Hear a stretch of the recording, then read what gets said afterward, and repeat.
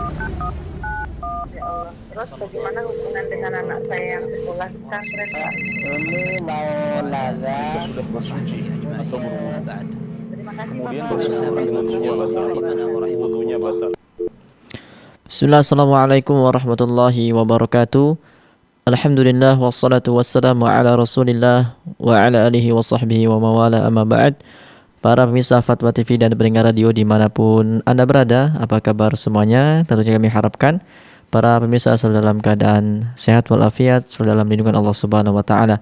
Alhamdulillah, puji syukur atas kehadirat Allah Subhanahu wa taala. Senang sekali kembali kami menyapa Anda dalam program kesayangan kita Live Interaktif Fatwa TV, konsultasi Islam, masih bersama guru kita Ustadz Dr. Musyafa Ad-Darini hafizahullah ta'ala, salah satu dosen di STDI Imam Syafi'i Jember. Kemudian salat dan salam semoga selalu tercurahkan kepada suri taulan kita Rasul tercinta Nabi Muhammad sallallahu alaihi wasallam, juga kepada keluarga beliau, para sahabat dan orang-orang yang mengikuti beliau dengan baik hingga hari kiamat. Alhamdulillah, Ustadz sudah hadir bersama kita di studio. Kita sapa beliau terlebih dahulu. Assalamualaikum Ustadz. Waalaikumsalam warahmatullahi wabarakatuh. Gimana kabarnya Ustadz? Alhamdulillah. Khair Ustadz ya? Keluarga sehat semua Ustadz? Alhamdulillah semua sehat. Alhamdulillah. Hayakumullah. Barakallahu fikum. Ustadz, kita ketika pembukaan live interaktif melalui telepon WA ini sangat banyak nih Ustadz. Semoga nanti siap menjawab pertanyaan dari para pemirsa yang mudah-mudahan antusiasmenya Masya Allah ini. Menjawabnya. Amin. Barakallahu fikum dan jazakumullah khairan sudah hadir bersama kami di studio. Jazakumullah khairan. Ya, demikianlah para pemirsa. Alhamdulillah Ustaz dalam keadaan baik, dan tentunya senantiasa kita doakan asatidz kita, guru-guru kita, semoga Allah Subhanahu wa taala senantiasa memberikan kepada guru-guru kita ini kesehatan, umur yang berkah, agar senantiasa memberikan kepada kita ilmu yang bermanfaat, faidah yang bermanfaat. Dan sebagaimana telah kami singgung di awal tadi, kita menambah layanan interaktif kami di telepon WA dengan nomor 0821 706087 ya. Dan untuk layanan interaktif yang kami yang lama juga masih aktif, bisa Anda hubungi di 0331544687. Kami juga informasikan live interaktif kita pada kesempatan kali ini juga disiarkan oleh beberapa stasiun radio. Ada radio MDFM Probolinggo, Radio Binbas Yogyakarta, Radio Sahabat Tegal, ada radio Hang FM Batam, kemudian ada Radio Amuba Pangkal Pinang, Radio Sago FM Sumatera Barat, Radio Gema FM Bontang, kemudian ada Radio Al-Hikmah Banyuwangi, ada Radio FM Riau, ada Radio Mas FM Sragen. Jazakallahu khairan wa barakallahu fikum. Kami ucapkan atas tentunya partisipasi ini dalam menyebarluaskan live interaktif kita pada kesempatan kali ini. Dan Anda pun dimanapun Anda berada, kaum muslimin, para pemirsa Fatwa TV, Anda juga dapat ikut berkontribusi tentunya untuk mendulang pahala dengan menyebarluaskan live interaktif kita pada kesempatan ini melalui atau dengan men-share live kita, yaitu melalui YouTube kami atau Facebook kami. Barakallahu fikum. Dan kembali kami ingatkan, kami mengajak kaum muslimin dimanapun Anda berada, para pemirsa Fatwa TV, untuk bertanya langsung kepada Ustadz ya, melalui layanan interaktif kami yang lama di 0331544687 atau layanan baru kami di melalui WA maksud kami di 0821 706087 0821 706087. Nah, kami persilakan kepada Ustaz untuk menyampaikan nasihat pembuka. Bismillahirrahmanirrahim. Assalamualaikum warahmatullahi wabarakatuh. Alhamdulillah wassalatu wassalamu ala Rasulillah wa ala alihi wa sahbihi wa man tabi'ah huda. Para jemaah sekalian rahimana wa rahmakumullah.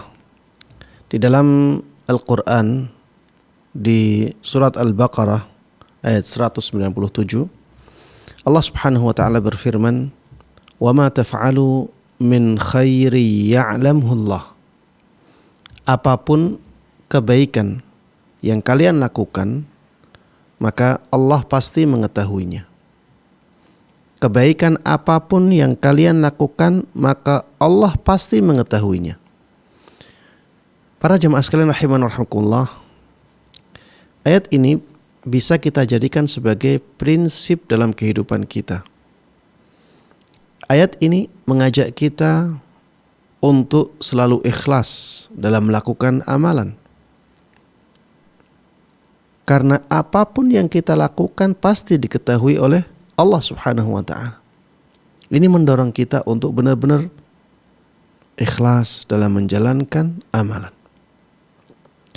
Kalau orang sudah punya keyakinan seperti ini, maka dia akan semangat melakukan ibadah walaupun ketika sedang sendiri.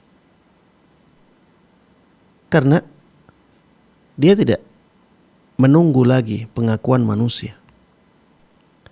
Dia tidak menunggu-nunggu lagi penilaian manusia. Dia yakin bahwa apapun yang dia lakukan pasti diketahui oleh Allah Subhanahu wa ta'ala. Bahkan bisa jadi orang yang sadar akan hal ini, dia menjadi lebih bersemangat untuk melakukan kebaikan saat sedang sendiri daripada ketika bersama banyak orang. Karena ketika dia sedang sendiri, keikhlasannya menjadi semakin tinggi dan pahala amalannya menjadi semakin besar. Wa ma taf'alu min khairi ya'lamuhu Allah. Kebaikan apapun yang kalian lakukan pasti diketahui oleh Allah Subhanahu wa ta'ala. Ayat ini juga para jamaah sekalian rahiman rahimakumullah menjadikan hati kita tenang. Karena tidak ada satupun kebaikan yang kita lakukan kecuali Allah ketahui. Dan ketika Allah mengetahuinya, pasti Allah akan balas. Kecuali Allah akan berikan kepada kita pahala yang setimpal, pahala yang bahkan jauh lebih baik daripada amalan yang kita lakukan. Sehingga tidak ada kekhawatiran dalam diri kita, ada yang hilang dari amalan kita. Sekecil apapun amalan kebaikan yang kita lakukan diketahui oleh Allah Subhanahu wa ta'ala. Di sini ya ada uslub atau gaya bahasa Arab yang menunjukkan bahwa sekecil apapun amalan kebaikan kita pasti diketahui oleh Allah Subhanahu wa ta'ala. Cobalah perhatikan redaksinya. Wa ma taf'alu min khairin ya'lamhu Allah. Di sini ada ma mausulah. Ma mausulah ini termasuk redaksi umum. Kemudian di situ juga ada min khairin nakirah fi siyaqi asy-syart. Nakirah dalam konteks syarat. Jawabnya ya'lamhu Allah. Dan itu juga lafal umum yang menunjukkan bahwa kebaikan apapun, semua kebaikan yang dilakukan oleh manusia itu diketahui oleh Allah Subhanahu wa ta'ala. Jemaah, ketika kita punya keyakinan seperti ini, hati kita akan tenang. Kemudian para jemaah sekalian rahiman rahimakumullah, ayat ini juga menjadikan seseorang akan sabar dalam menghadapi balasan kebaikan yang dia lakukan kepada orang lain.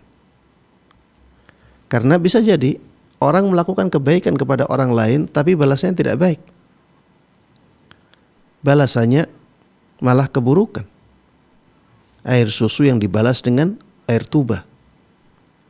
Orang yang benar-benar yakin bahwa kebaikan apapun yang dia lakukan diketahui oleh Allah Subhanahu wa ta'ala dan akan diganjar oleh Allah Subhanahu wa ta'ala, dia akan sabar menghadapi balasan tidak baik dari orang lain yang dia baiki. Kenapa? Karena yang dia harapkan hanya balasan dari Allah Subhanahu wa ta'ala.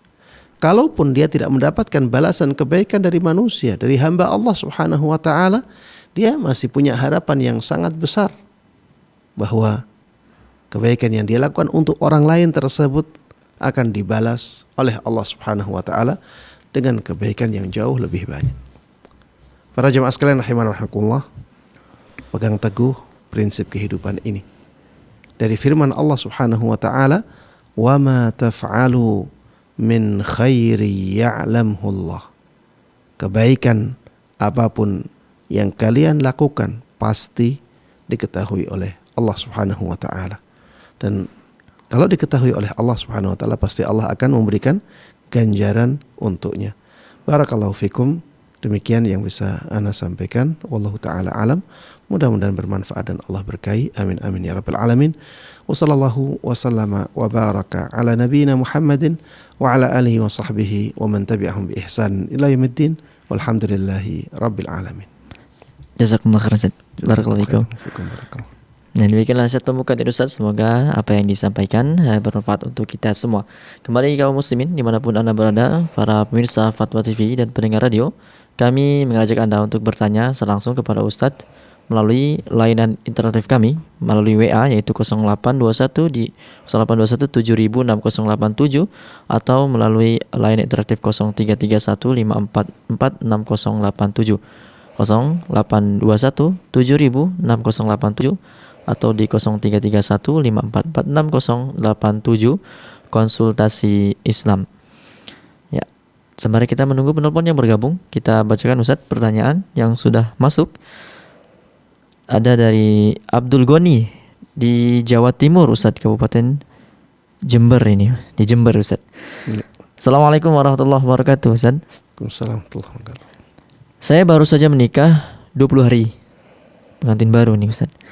Setelah ta'aruf 3 bulan, saya menikah ketika nazar akhwat tidak gemuk. Ternyata setelah 3 bulan ta'aruf dan hari H, akhwatnya ini gemuk. Dan saya menyesal nikah dengan dia karena tidak sesuai dengan mau saya. Dan ternyata akhwatnya juga malas sholat, baca Al-Quran juga malas, dan dia juga boros uang beli makanan yang tidak perlu. Saya sudah mencoba melawan hati saya untuk mencintainya karena melihat akhlaknya yang baik, tapi saya malah tertekan, Ustadz. Bolehkah Anda menceraikannya, Ustadz? Baru 20 hari ini. Baik. Iya, para jemaah sekalian rahimanallah. Perceraian tidak diharamkan di dalam Islam ya. Tapi jangan sampai kita menjadikan perceraian ini sebagai pilihan yang pertama. Perceraian harus kita jadikan sebagai pilihan terakhir. Dan ingatlah para jemaah sekalian rahimanallah, ketika kita akan melakukan sesuatu kepada orang lain, maka lihatlah bagaimana perlakuan itu apabila diarahkan ke kita. Apakah kita akan senang melakukannya ataukah tidak? La yu'minu ahadukum hatta yuhibba li akhihi ma yuhibbu li nafsihi.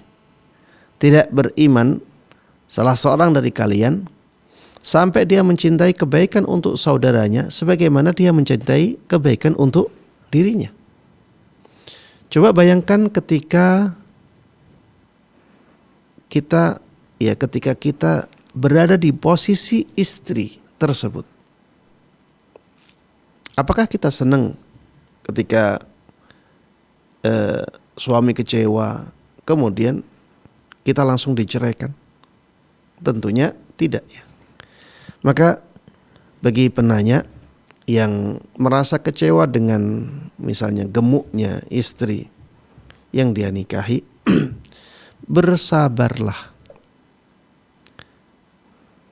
Masalah itu, gemuknya seseorang itu bukan masalah yang tidak bisa diatasi.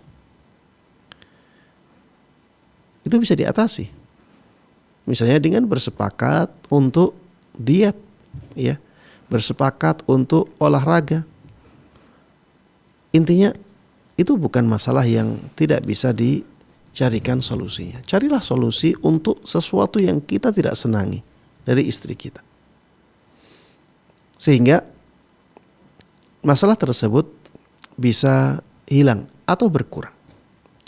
Kemudian malas salat, malas baca Al-Quran, ya ini juga bisa diatasi dengan memberikan banyak nasihat, dengan memberikan contoh kebaikan.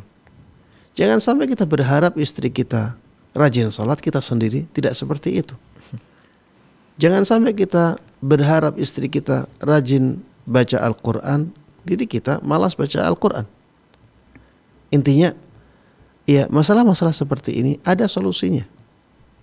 Jangan sampai ada masalah di depan kita kemudian kita lari darinya. Kemudian kita nikah lagi, ada masalah lagi, lari lagi. Kita nikah lagi, ada masalah lagi, lari lagi. Tidak seperti itu. Dan bayangkan ketika posisi kita ada di istri yang seperti itu. Tentunya kita menjadi sangat tidak senang sekali. Intinya para jamaah sekalian rahimana rahimakumullah, apa yang ditanyakan ada solusinya. Dan usahakan solusi itu dahulu. Kemudian baru setelah itu kalau memang sudah tidak ada solusi lain kecuali cerai, baru dipilih solusi cerainya. Demikian wallahu taala alam. Jazakallahu khairan. Barakallahu fikum. Barakallahu. Ya, jazakallahu khairan kepada Abdul Ghani di Jember. Semoga Allah Subhanahu wa taala memudahkan segala urusan yang bertanya keluarga dan pemirsa sekalian. Penelpon pertama, Ustaz sudah bergabung bersama kita. Kita sapa terlebih dahulu, ada hamba Allah di Batam. Assalamualaikum warahmatullahi wabarakatuh. Waalaikumsalam warahmatullahi wabarakatuh. Assalamualaikum Ustaz. Waalaikumsalam warahmatullahi wabarakatuh. Silakan Ibu. Afan mau nanya Ustaz sebelumnya. Iya. Mau nasihatnya. Apakah seorang wanita boleh membantu suaminya untuk bekerja seperti kerja ke luar negeri dan suami malah mengizinkan dan malah membolehkan dengan ikhlas, sedangkan anak-anaknya berat kali untuk meninggal, untuk ditinggal seorang ibu, karena seorang ibu ini selalu dekat sekali. Dekat sekali dengan anak-anak Ustaz. Mohon nasihatnya Ustaz. Semoga suaminya gimana? Ya, Ibu. Suaminya bekerja sebagai apa? Tidak bekerja. Halo Ibu. Tidak bekerja Ustaz. Tidak, suami tidak kerja. Karena? Alasannya? Karena belum ada lowongan katanya Ustaz. Karena saya pun udah nyuruh beliau, sudah suruh ke luar negeri nggak apa-apa. Saya ikhlas kalau Abi kerja ke luar negeri. Tapi kalau seorang ibu ke luar negeri, si anak ini pun belum ikhlas gitu Ustaz. Kalau seorang suami, silakan anak boleh kan. Tapi suami malah membolehkan anak kerja ke luar negeri Ustaz. Mohon nasihatnya Ustaz. Semoga anak istiqomah di atas Al-Quran dan Sunnah. Amin. Assalamualaikum warahmatullahi wabarakatuh. Syukran Ustaz. Jazakallah khair. Assalamualaikum. Ya, silakan Ustaz. Baik, para jamaah sekalian rahimana wa rahimakumullah. Ini wallahu ta'ala alam kejadian di lapangannya seperti apa, tapi sesuai dengan penjelasan tadi, seorang istri tidak dicukupi nafkahnya oleh seorang suami. Padahal mencarikan nafkah bagi keluarga adalah tugas utama seorang suami. Saya ulangi, mencarikan nafkah bagi istri dan keluarga adalah tugas utama seorang suami. Lihatlah bagaimana Allah Subhanahu wa taala menjelaskan di dalam surat An-Nisa, Ar-rijalu qawwamuna 'alan nisa. Kaum laki-laki adalah pengatur bagi kaum perempuan. Apa alasan Allah?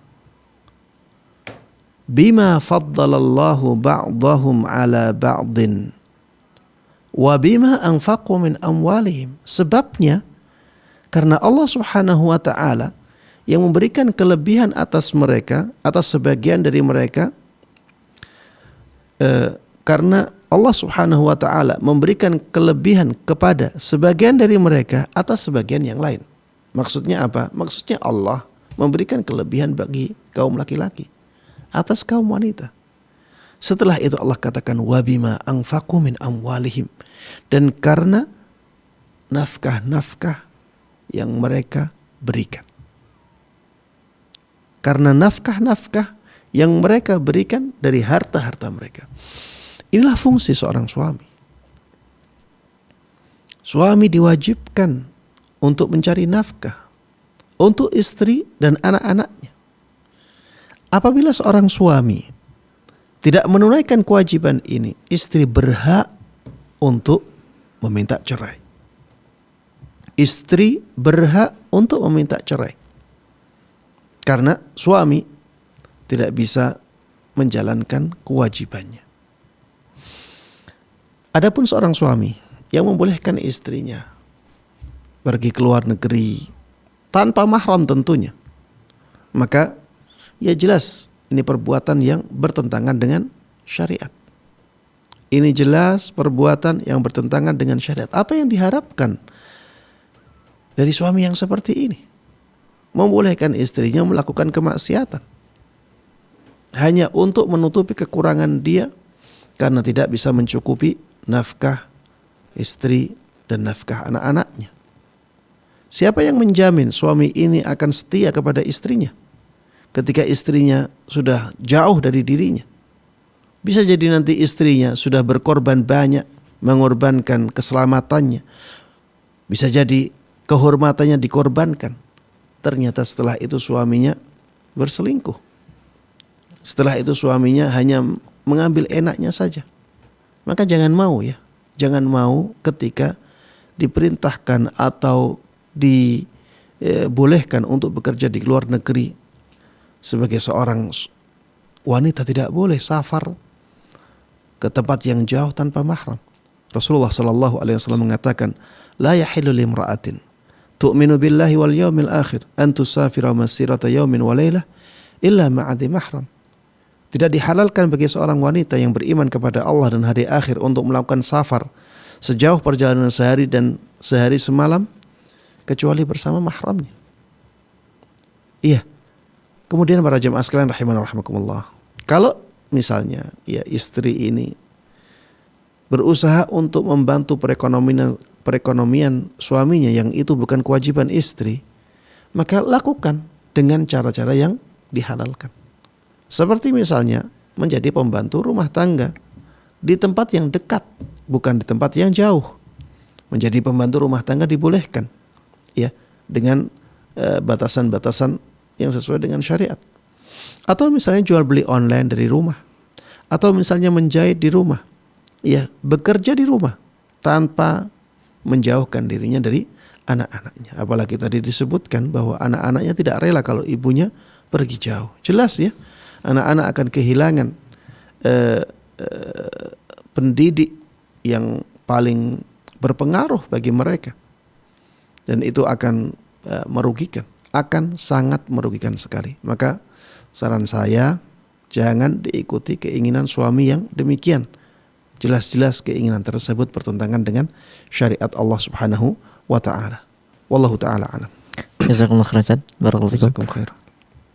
Jazakallahu khairan wa barakallahu fik kepada ibu hamba Allah di Batam. Semoga Allah Subhanahu wa taala senantiasa memberikan kemudahan dalam segala urusan ibu yang bertanya, keluarga dan pemirsa sekalian. Ya. Sudah kembali ada yang bergabung, Ustaz, penelpon. Ada Bu Rosni di Riau. Kita sapa terlebih dahulu. Assalamualaikum, Bu Rosni. Waalaikumsalam warahmatullahi wabarakatuh. Silakan Ibu. Ya, assalamualaikum warahmatullahi wabarakatuh, Ustaz. Waalaikumsalam warahmatullahi wabarakatuh. Silakan Bu Rosni. Seseorang yang mengaku Islam, Iya. diwajibkan ataupun apakah hukum seseorang yang mendengarkan azan untuk menjawabnya? Itu pertamanya. Dan seandainya kita mendengarkan azan di televisi ataupun di HP, apa masih wajibkah kita menjawabnya? Ya. Dan juga apakah yang kita jawabnya kalau pas di waktu subuh azannya berkumandang yaitu as-salatu khairun minan naum, dan apakah jawab kita yang mendengarkannya? Iya. Mohon penjelasannya, Ustaz. Assalamualaikum warahmatullahi wabarakatuh. Waalaikumsalam warahmatullahi wabarakatuh. Iya, para jemaah sekalian rahimana rahimakumullah. Apa hukum menjawab adzan? Ya, hukum menjawabnya adalah sunnah. Hukum menjawabnya adalah sunnah. Tidak sampai derajat wajib. Kalau kita bisa melakukannya, maka jangan sampai kita meninggalkannya. Karena di sana ada pahala yang agung, ya. Taib. Kemudian apabila adzan tersebut dikumandangkan oleh alat yang ya tidak ada niat di situ, ya. Dia alat benda mati, ya, seperti HP atau seperti televisi ketika adzannya adalah adzan rekaman. atau radio ketika adzannya adzan rekaman, apakah disyariatkan untuk dijawab? Wallahu taala alam. Ana melihat ya, ini bukan adzan yang disyariatkan untuk dijawab ya, karena memang itu bukan amalan yang didasari oleh niat. Tidak ada niat pada HP, tidak ada niat pada radio, tidak ada niat pada televisi, sehingga tidak termasuk adzan yang dianjurkan untuk dijawab. Tapi kalau misalnya ada orang menjawabnya, maka Anda melihat juga tidak ada masalah. Kalau ada orang ingin menjawabnya, maka Anda melihat tidak ada masalah. Yang disyariatkan untuk menjawab adalah ketika di radio tersebut dikumandangkan adzan secara langsung. Jadi bukan rekaman. Misalnya di studionya ada orang adzan, kemudian dikumandangkan, disebarkan lewat radio itu. Atau misalnya ada masjid, di dekat radio tersebut adzannya disiarkan oleh radio tersebut. Adzan yang secara langsung seperti inilah yang dianjurkan untuk dijawab. Kemudian pertanyaan yang terakhir tentang as-salatu khairum minan naum. Bagaimana kita menjawabnya? Maka jawaban dari pertanyaan ini adalah kita menjawabnya sebagaimana ucapan itu. Ya. Faqulu mithla ma yaqul. Kata Rasulullah sallallahu alaihi wasallam, ucapkanlah seperti yang diucapkan oleh muadzin. Ucapkanlah ucapan sebagaimana dikatakan atau diucapkan oleh muadzin. Kita suruh mengikuti. Maka ketika muadzin itu membaca as-salatu khairum minan naum, maka kita juga menjawabnya as-salatu khairum minan naum. Kita juga menjawabnya as-salatu khairum minan naum. Adapun bacaan yang lain, maka riwayatnya tidak sahih. Ya, sehingga kita kembali ke dalil umum, ucapkanlah seperti yang diucapkan oleh muadzin tersebut. Sehingga as-salatu khairum minan naum kita jawab dengan as-salatu khairum minan naum. Demikian, wallahu taala a'lam. Jazakumullah khairan. Barakallahu fikum. Barakallah. Jazakallahu khairan. Barakallahu fikum kepada Ibu Rasni di Riau atas pertanyaannya. Semoga Allah Subhanahu wa taala senantiasa memberikan hidayah dan taufik kepada ibu, keluarga dan pemirsa sekalian. Kembali ada penelpon Ustaz yang bergabung. Ada Ummu Yodi di Pekanbaru. Kita sapa terlebih dahulu. Assalamualaikum warahmatullahi wabarakatuh.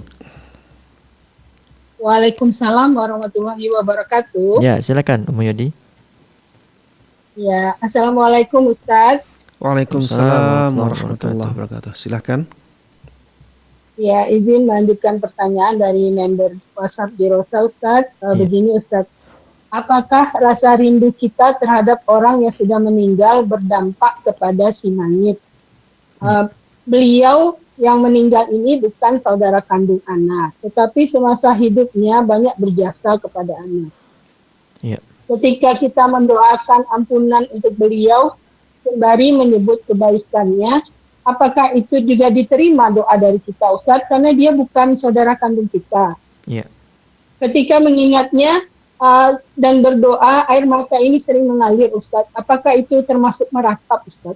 Ya. Karena Ana pernah mendengar dari salah satu Ustaz, katanya itu sama seperti memperbaharui kesedihan. Ya. Apakah tidak boleh kita menangis kalau kita teringat? Ya. Begitu Ustaz pertanyaannya. Ya. Syukron, jazakallahu khairan. Assalamualaikum. Waalaikumsalam warahmatullahi wabarakatuh. Silakan Ustaz. Iya, tadi ada beberapa pertanyaan. Pertanyaan yang pertama, kalau kita rindu kepada mayit, apakah ini mempengaruhi keadaan mayit ataukah tidak? Wallahu ta'ala alam, tidak ada dalil yang menunjukkan bahwa mayit terpengaruh dengan kerinduan orang yang masih hidup kepadanya. Ana tidak tahu ada dalil yang menunjukkan demikian. Kerinduan seseorang kepada mayit tidak mempengaruhi keadaan mayit sama sekali. Untuk mengatakan bahwa kerinduan orang yang hidup itu akan berpengaruh kepada mayit, ini membutuhkan dalil, ya. Ketika kita tidak tahu dalil tentang itu, ya maka kita katakan ya pada asalnya tidak demikian. Apalagi alamnya sudah berbeda. Antara alam barzakh dengan alam dunia ini sudah berbeda. Taib. Itu pertanyaan yang pertama. Pertanyaan yang kedua, apakah ketika orang yang hidup mendoakan kebaikan kepada mayit yang bukan anaknya atau tidak ada hubungan kekerabatannya, itu doanya bermanfaat untuk mayit? Jawabannya iya, bahkan sangat bermanfaat. Manfaat doa untuk mayit itu tidak diharuskan datang dari anak, tidak diharuskan datang dari orang yang punya hubungan kekerabatan. Tidak ada dalil yang menunjukkan hal itu. Adapun hadis Nabi Muhammad SAW yang menjelaskan ada 3 amalan mayit yang terus mengalir atau tidak terputus. Kemudian disebutkan di situ awaladin salihin yad'ulah, atau anak saleh yang selalu berdoa kebaikan untuk dia. Maka Rasulullah SAW di sini sedang menjelaskan amalan mayit yang tidak terputus. Amalan mayit yang tidak terputus. Jadi ini semuanya adalah amalan mayit. 3 amalan itu yang disebutkan dalam hadis tersebut adalah amalan yang dilakukan oleh mayit saat hidup.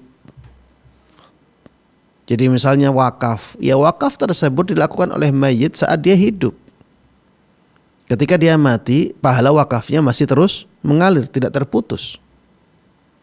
Begitu pula dengan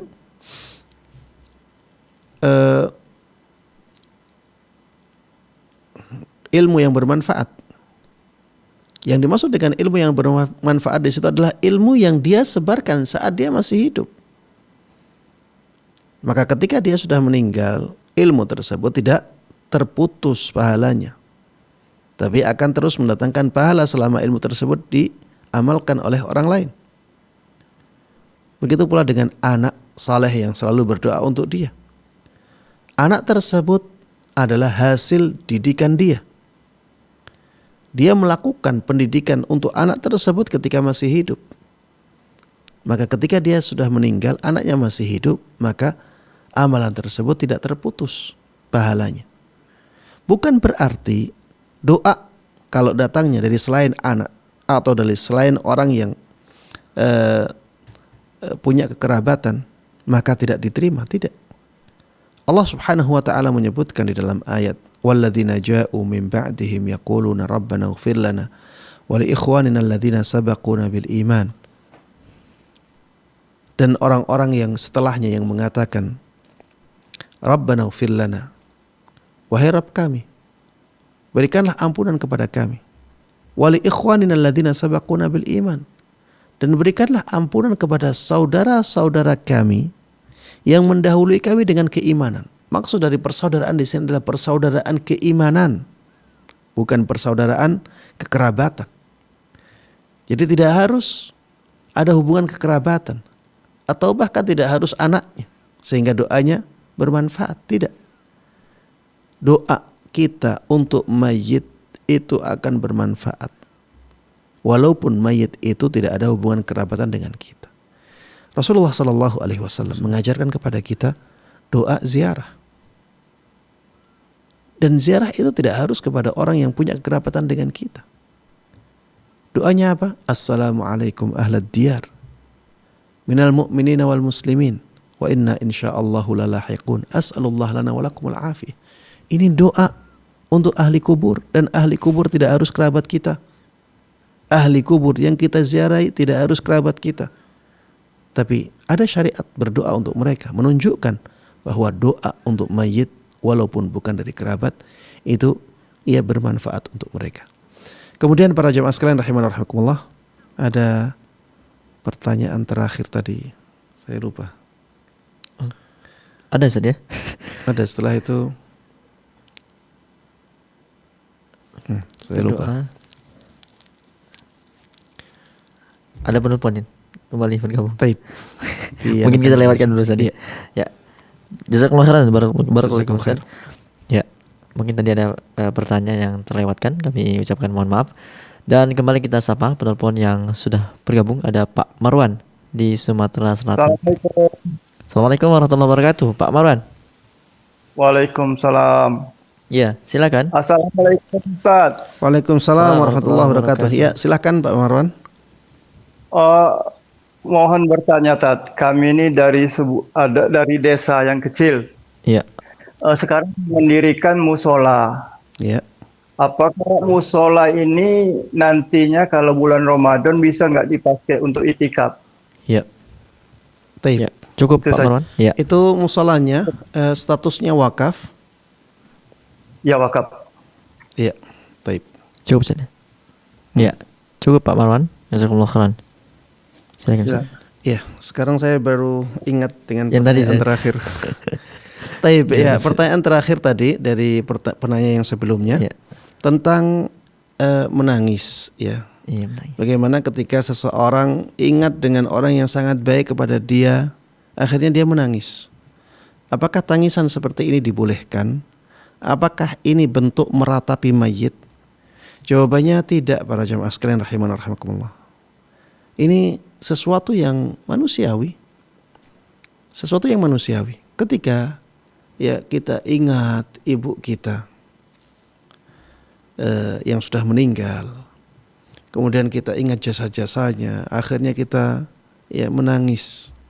Bukan karena tidak rela kepada takdir, tapi karena saking cintanya kita kepada ibu kita.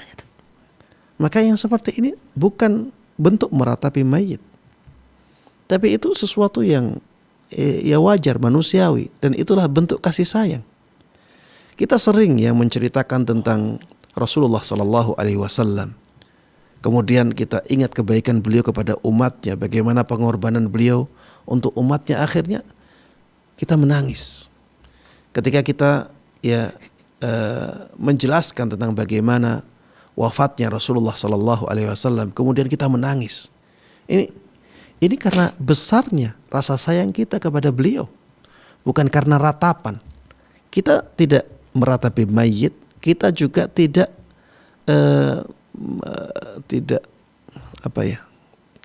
kita rela dengan takdir Allah. Bukan kita tidak rela dengan takdir Allah, tidak. Tapi kita rela kepada takdir Allah Subhanahu wa taala. Tangisan kita, ya, keluarnya air mata itu karena kasih sayang kita yang luar biasa, rasa cinta kita yang luar biasa kepada mayit. Maka ini ya tidak bisa dikatakan sebagai ratapan, ya, yang seperti ini juga dibolehkan. Rasulullah Sallallahu Alaihi Wasallam ketika Ibrahim meninggal, beliau menangis, beliau sedih, tapi itu tidak menunjukkan bahwa beliau itu meratapi Ibrahim, ya, itu menunjukkan kasih sayang beliau yang sangat luar biasa kepada Ibrahim. Wa inna li firaqika ya Ibrahim lamahzunun. Sungguh wahai Ibrahim, kami itu sedih dengan berpisahnya engkau, atau dengan perpisahan denganmu. Ya, intinya para jemaah sekalian rahimanallah, bedakan antara ratapan dengan perasaan sedih yang karena besarnya kasih sayang kita kepada mayit. Ketika tidak ada rasa ya menentang takdir Allah Subhanahu wa taala, tidak rela kepada takdir Allah Subhanahu wa taala, tapi yang mendorong itu adalah rasa cinta kita kepada mayit, maka itu tidak bisa dikatakan sebagai ratapan. Wallahu taala alam. Taib, untuk pertanyaan Pak Marwan dari Pak Marwan, Pak Marwan, Sumatera Selatan. tentang Ya. apa tadi? Musola untuk etika. Iya, musola.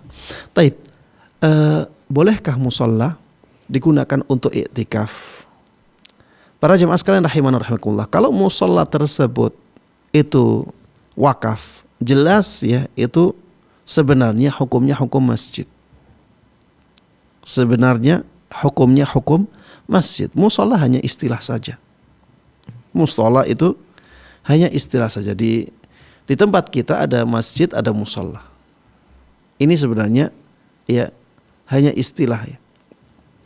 Tapi dua-duanya hukumnya adalah hukum masjid. Sebenarnya ya di dalam bahasa hadis, musola itu tanah lapang. Sedangkan masjid itu ya masjid yang disediakan untuk sholat itu. Adapun musola itu biasanya tempat lapang, tanah lapang yang biasa digunakan untuk sholat Id, ya, yang biasanya di luar bangunan. Itulah musola dalam bahasa hadis. Tidak seperti musola dalam bahasa kita di Indonesia, ya. Kalau besar dinamakan masjid. Nanti kalau masjidnya itu untuk Jumatan, namanya masjid jami'. Ya, kalau tidak untuk Jumatan bukan masjid jami'. Kemudian kalau kecil dianggap sebagai musola.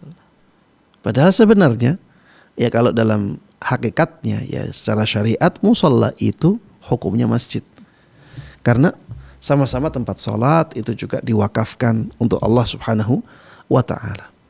Jadi kalau digunakan untuk iktikaf ya tidak ada masalah. Karena memang sholat 5 waktu di situ.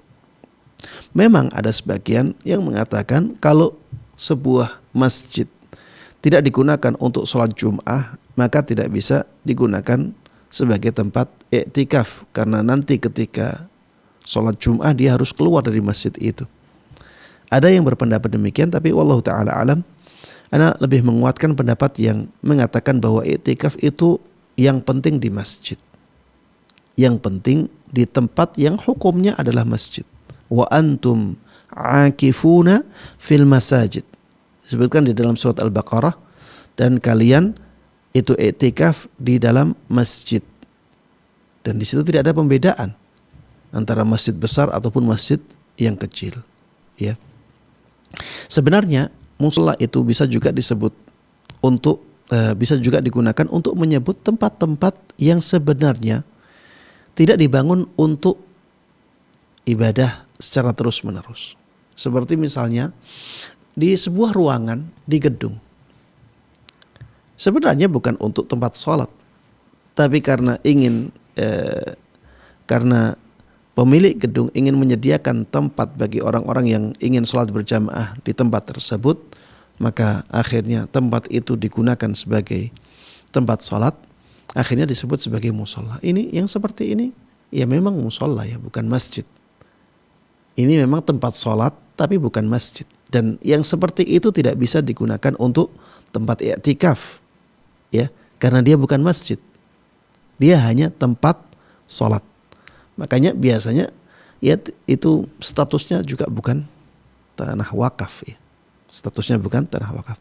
Yang ditanyakan adalah musola yang statusnya adalah wakaf untuk ibadah sholat, ya. Maka yang seperti itu hukumnya hukum masjid dan boleh digunakan untuk i'tikaf di bulan Ramadan. Wallahu ta'ala alam. Jazakumullah khairan. Barakallahu fikum. Demikian kepada Pak Marwan di Sumatera Selatan. Jazakumullah khairan wa barakallahu fikum atas pertanyaannya. Semoga Allah Subhanahu wa taala senantiasa memberikan hidayah dan taufik kepada Bapak yang bertanya, keluarga dan pemirsa sekalian. Kembali para pemirsa Foto TV dan pendengar radio dimanapun Anda berada, kami mengajak Anda untuk bertanya langsung kepada Ustadz, baik itu melalui layanan interaktif kami melalui WA yaitu 0821706087 atau layanan interaktif kami di 0331544687. Ya, ada telepon yang bergabung. Ada Bu Yanti di Sumatera Barat. Kita sapa terlebih dahulu. Assalamualaikum warahmatullahi wabarakatuh. Waalaikumsalam warahmatullahi wabarakatuh. Ya, silakan Ibu. Assalamualaikum Ustadz. Waalaikumsalam warahmatullahi wabarakatuh. Silakan Bu Yanti. Saya bagaimana menanggapi pertanyaan orang tentang adanya gendang di zaman Nabi SAW itu disamakan dengan musik, Ustadz?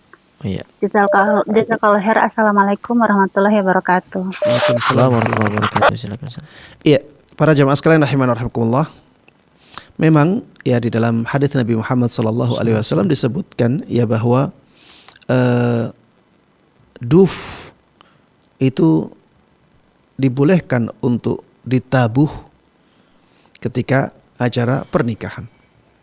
Ya, duf itu rebana. Ya, duf itu rebana, bukan gendang. Bedakan antara rebana dengan gendang. Dan para ulama pun membedakan antara rebana dengan gendang. Baik, rebana itu tutupnya hanya di salah satu sisinya. Sedangkan gendang biasanya tutupnya di dua sisi. Baik, duf ini dibolehkan untuk ditabuh digunakan ketika acara pernikahan. Dan sebagian ulama akhirnya membolehkan baik di acara pernikahan ataupun di acara yang lainnya. Kalau boleh digunakan di acara pernikahan, maka itu juga boleh dilakukan atau digunakan di acara yang lainnya. Taib. Kalau duf dibolehkan, apakah berarti alat musik yang lainnya menjadi dibolehkan? Jawabannya tidak, jemaah. Jadi kita itu harus memahami hadis dengan proporsional, sebagaimana difahami dan dijelaskan oleh para ulama. Para ulama mengatakan bahwa di sana ada larangan untuk menggunakan alat musik secara umum. Yaitu di dalam hadis yang diriwayatkan oleh Imam Bukhari dalam kitab sahihnya. La ya'tiyanna min ummati aqwamun yastahilluna al-hira wal harira wal khamra wal ma'azif. La yakunanna min ummati aqwamun yastahilluna al-hira wal harira wal khamra wal ma'azif. Akan ada dari umatku banyak kaum yang menghalalkan perzinaan, kain sutra untuk kaum laki-laki, khamr, dan alat-alat musik. Di sini Rasulullah SAW menjelaskan bahwa alat musik itu diharamkan. Tapi nanti di akhir di zaman akhir akan ada banyak orang yang menghalalkan alat musik. Ini menunjukkan bahwa sebelum itu alat musik itu diharamkan. Ini dalil umum. Ini dalil umum. Adapun dalil yang membolehkan duf atau rebana digunakan di acara-acara walimahan, maka ini dalil khusus. Dalil khusus ini bisa digunakan untuk mentakhsis dalil umum. Mentakhsis itu seperti mengecualikan. Sehingga bagaimana cara mengkompromikannya? Cara mengkompromikannya dengan mengatakan bahwa semua alat musik itu diharamkan oleh Nabi SAW kecuali rebana. Kecuali rebana. Para ulama di sini berbeda pendapat apakah pengecualian ini khusus untuk acara walimah ataukah umum. Ya, yaitu tidak kita bahas dalam jawaban ini. Jawaban ini untuk menjawab tadi. Ketika Rasulullah SAW membolehkan duf, maka bukan berarti Rasulullah SAW membolehkan alat-alat musik yang lainnya.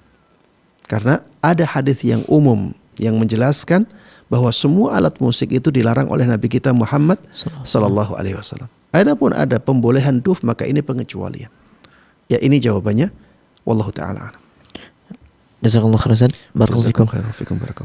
Jazakallahu khairan barakallahu fikum kepada Ibu Yanti atas pertanyaannya. Semoga Allah Subhanahu wa taala senantiasa memberikan hidayah taufik kepada ibu yang bertanya, keluarga dan pemirsa sekalian. Kembali kita angkat penelpon. Ustaz, ada Pak Mardani di Lampung. Assalamualaikum warahmatullahi wabarakatuh. Waalaikumsalam warahmatullahi wabarakatuh, Ustaz. Silakan Pak Mardani. Bertanya Ustaz ini. Ya. Dulu kita pernah nyimpan uang di bank. Iya. Bunganya yang tidak kita ambil. Iya. Itu sebaiknya kita manfaatkan untuk apa Ustaz? Bisa nggak untuk bayar upah tukang sedang dikerja di pasar Senen? Bisa untuk apa? Untuk apa Pak? Kan nggak uangnya itu kita ambil untuk bayar upah tukang di pekerjaan di pondok pesantren. Oh iya. Ya. Terus satu lagi Ustaz. Satu aja Pak. Uang- Mohon maaf. Satu lagi cuma sekali ini, maaf Ustaz. Uang itu kita pakai untuk umrah, apa itu wajib nggak kita pakai zakat kan Ustaz? Karena udah lebih nisab Ustaz. Gimana Gimana, Pak? pertanyaan yang kedua? Ya, uang itu boleh lah kita perlu zakatin nggak Ustaz? Karena itu uang itu kita pakai untuk umrah bulan Ramadan yang biayanya udah melebihi nisab. Baik. Apa bisa boleh apa di zakatnya apa tidak? Itu maksud saya. Siap. Iya, siap. Ya. Ya, terima kasih Ustaz. Assalamualaikum warahmatullahi wabarakatuh. Waalaikumsalam warahmatullahi wabarakatuh. Silakan, Ustaz. Iya, para jemaah sekalian rahimani rahimakumullah, pertanyaan yang bagus ya. Apabila seseorang punya tabungan di bank konven, mungkin karena kebutuhan yang sangat mendesak untuk menabung di bank konven, akhirnya dia punya tabungan di bank konven. Di bank konven tersebut memberikan bunga. Ya, sebenarnya orang yang nabung di bank konven itu punya kewajiban untuk mengajukan permintaan untuk dihilangkan bunganya. Ketika tidak diiyakan oleh pihak bank sehingga tetap ada bunganya, maka bagaimana dengan bunga ini? Bunga ini tidak boleh diambil. Bunga ini tidak boleh diambil karena itu adalah riba. Dan riba ini uang haram. Maka dia harus membersihkan uangnya dari uang haram ini. Taib. Digunakan untuk apa? Digunakan, ya kita bisa membersihkan ini kita sisihkan dari rekening kita. Kemudian kita gunakan untuk fasilitas umum.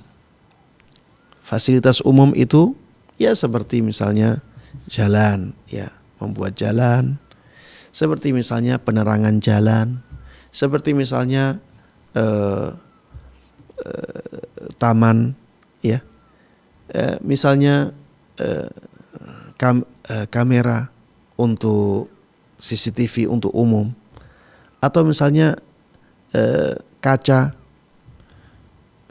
cermin yang biasanya di pertigaan itu fasilitas umum, boleh digunakan untuk hal-hal yang demikian, atau diberikan kepada fakir miskin, atau diberikan kepada gharim, orang yang terlilit utang, untuk melunasi utang. Bagaimana kalau digunakan untuk memberikan upah kepada petugas atau kepada tukang-tukang yang membangun pondok? Maka jawabannya, ya, pondok sebenarnya adalah milik umat. Pondok itu milik umat. Ya, wallahu alam ya, kalau pondok secara umum ya biasanya milik umat, bukan milik pribadi. Kalau pondoknya milik umat, maka secara kaidah sebenarnya dibolehkan, tapi sebaiknya tidak. Secara kaidah dibolehkan, tapi sebaiknya pondok, masjid itu dijauhkan dari hal-hal yang seperti ini. Jangan digunakan untuk itu, tapi gunakan untuk fasilitas umum tadi, untuk toilet umum, ya, untuk hal-hal yang tidak dimuliakan di dalam Islam. Ya, ini sebaiknya demikian. Tapi kalau misalnya ya terpaksa seperti itu, maka ya secara kaidah dibolehkan. Baik, apakah wajib dizakati? Ya jawabannya tidak, ya. Tidak wajib dizakati uang haram ini, karena itu uang haram.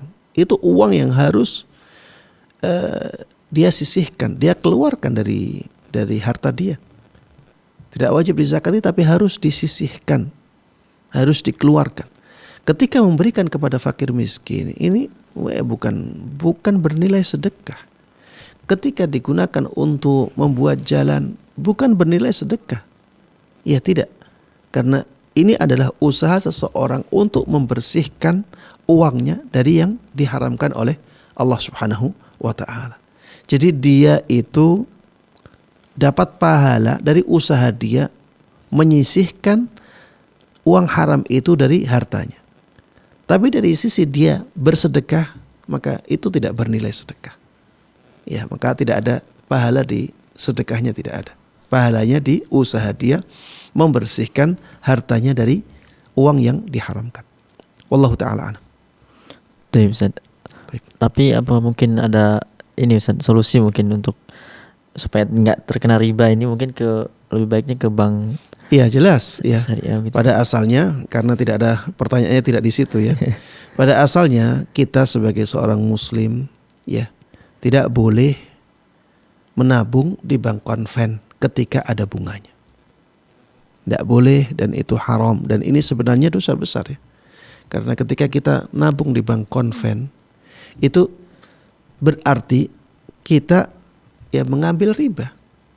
Kita ngutangi bank dan akhirnya bank ngasih kita bunga, dan itu riba. Dan ini dosa besar.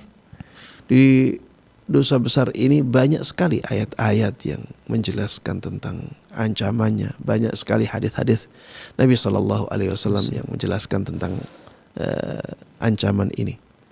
Dan harusnya sebagai seorang muslim kita memilih bank-bank syariah yang ketika kita menabung di sana kita tidak dikasih bunga. Walaupun ya di zaman kita ini masih banyak kekurangan-kekurangan di bank syariah, tapi paling tidak ya kita tidak terjatuh ke dalam dosa riba, yaitu menghutangi orang untuk kita ambil bunganya.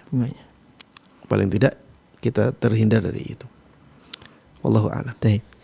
Tapi Ustaz, tadi adalah pertanyaan terakhir kita pada perjumpaan kali ini. Ini ada 6 penelpon alhamdulillah Ustaz pada malam ini. Jazakallahu khairan wa barakallahu fikum atas waktu dan ilmunya Ustaz. Semoga di lain kesempatan kembali kita bisa menyapa para pemirsa. Barakallahu fikum. Demikianlah para pemirsa Fatwa TV dan pendengar radio dimanapun Anda berada, berakhir sudah perjumpaan kita pada kesempatan kali ini karena keterbatasan waktu yang ada. Tapi jangan khawatir karena live interaktif Fatwa TV akan selalu menemani Anda dari hari Senin hingga Jumat. Bahkan untuk esok hari kembali live interaktif menyapa Anda dengan program ya menjaga iman bersama Ustadz Dr. Iqbal Gunawan hafizahullah taala insyaallah setiap hari Selasa pukul 10 waktu Indonesia Barat. Dan untuk seputar informasi Fatwa TV, Anda dapat mengunjungi website kami di www.fatwatv.id. Kemudian untuk mengupdate tanya jawab itu di website kami di www.dewanfatwa.com/tanya jawab. Dan kami juga mengajak kaum muslimin dimanapun Anda berada untuk bergabung bersama kami dalam syiar dakwah Islam di Fatwa TV melalui rekening aktif yang dapat Anda saksikan di layar kaca Anda. Kami mengajak kaum muslimin dimanapun Anda berada untuk bergabung bersama kami dalam syiar dakwah Islam melalui rekening aktif yang dapat Anda saksikan di layar kaca Anda. Akhirnya semoga apa yang Ustaz sampaikan pada pertemuan kali ini bermanfaat untuk kita semua. Kita akhiri perjumpaan kita dengan doa kafaratul majelis. Subhanakallahumma wa bihamdika asyhadu an la ilaha illa anta astaghfiruka wa atubu ilaik. Wassallallahu ala sayyidina Muhammad. Wassalamualaikum warahmatullahi wabarakatuh. Ya Allah. Terus bagaimana hubungan dengan anak saya yang sekolah pesantren Pak? Ini mau nazar. sudah bersuci atau berumah. Terima kasih Kemudian Bapak. bersentuhan dengan suami, Rahimana wa rahimakumullah.